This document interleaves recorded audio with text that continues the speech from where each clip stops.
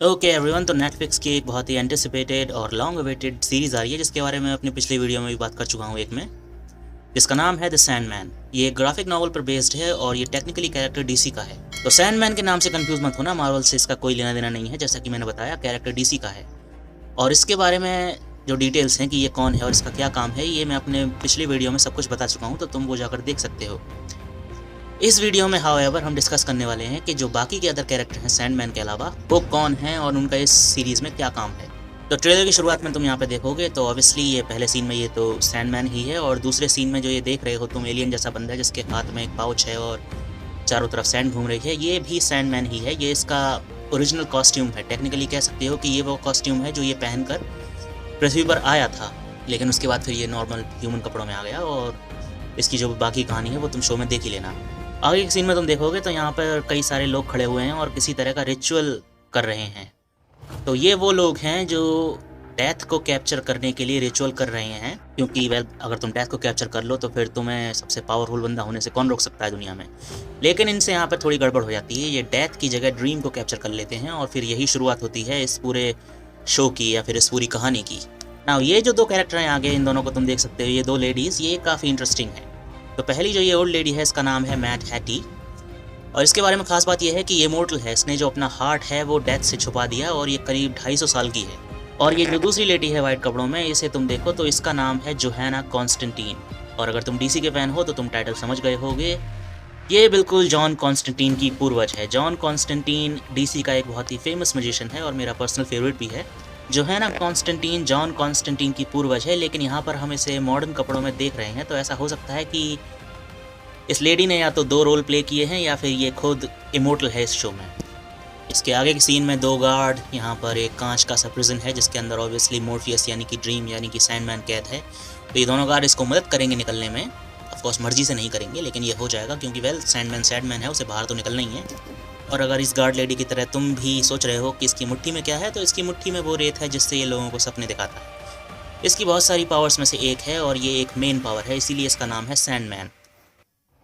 इसके बाद वाले सीन में देख सकते हैं कि जो सैंडमैन है यहाँ पर, ये अपने ड्रीम वर्ल्ड में या फिर इसका जो कासल है यहाँ पर, दुनिया जो सपनों की दुनिया है उसमें आ चुका है, लेकिन यहाँ सब कुछ बर्बाद पड़ा हुआ है।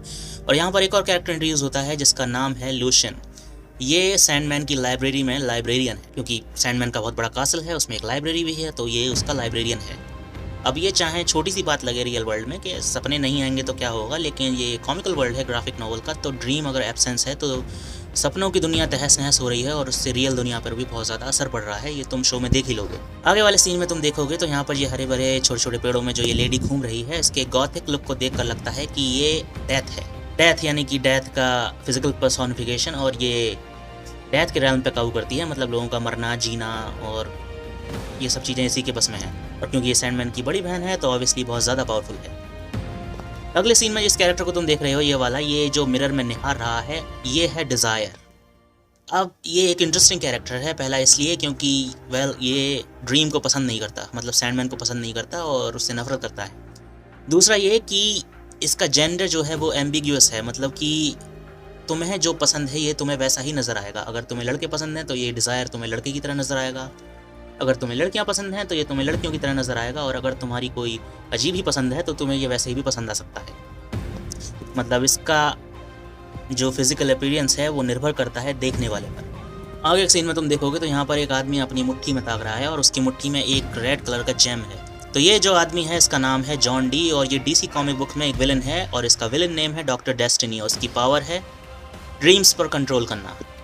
और इसे ये पावर कहाँ से मिली? इसे ये पावर मिली इस रेड कलर की जैम से। ये जैम बिलोंग करता है सैंडमैन को। तो हाँ, इस शो में डॉक्टर डेस्टिनी का ओरिजिन भी दिखा देंगे और ये भी एक विलन ही है इसमें। ऑब्वियसली इससे सैंडमैन लड़ेगा और इसे हरा देगा, क्योंकि वेल हीरो हमेशा जीतता है। उसके बाद सैंडमैन अपने शायद कासल में है और उसे रिबिल्ड कर रहा है। वेल बंदा बहुत ताकतवर है तो इतना तो कर ही सकता है। के बाद का जो ये कैरेक्टर है जो कह रहा है कि वो आज़ाद है, मतलब सैंडमैन के लिए ऑब्वियसली बोल रहा है कि वो आज़ाद है, ये काफ़ी इंटरेस्टिंग और क्रीपी कैरेक्टर है।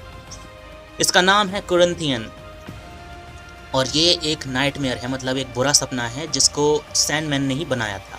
लेकिन क्योंकि सैंडमैन पृथ्वी पर कैद हो गया था तो अब ये आज़ाद है और इसका पसंदीदा प्रोफेशन है सीरियल किलर होना। अब अगर तुम इसे गौर से देखोगे मुंह पे, तो इसके गाल पे तुम्हें ब्लड नज़र आएगा, यानी कि ब्लड इसकी आंखों से आ रहा है। लेकिन अजीब बात यह है कि जो इसकी ब्लड है ये इसलिए नहीं आ रहा क्योंकि इसकी आंखों में कोई चोट लगी है, ये बल्कि इसलिए आ रहा है क्योंकि इसकी आंखें हैं ही नहीं। इसका जो लुक है वो क्रीपीएस्ट लुक में से एक है क्योंकि इसकी आंखों की जगह दांत हैं और ये उनके थ्रू खा भी सकता है।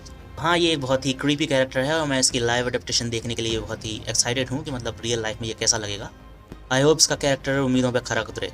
और क्योंकि अभी आज़ाद घूम रहा है और सैंडमैन आज़ाद हो गया है तो ज़्यादा टाइम नहीं है इसके पास वापस कैद होने के लिए, क्योंकि एक सीरियल किलर को सैंडमैन पृथ्वी पर खुलेआम तो छोड़ेगा नहीं ना। आगे के सीन में तुम देख सकते हो यहाँ पे सैंडमैन एक रेवन की तरफ झुक रहा है। मतलब ये सीन तुम्हें लग सकता है कि किसी काम का नहीं है, लेकिन ऐसा है नहीं। ये रेवन जो है ये मैथ्यू है और ये सैंडमैन का असिस्टेंट है, ये उसकी मदद करता है काम करने में। ओके, तो ये तो था फुल कैरेक्टर इंट्रोडक्शन इस ट्रेलर में जो दिखाए हैं उनका।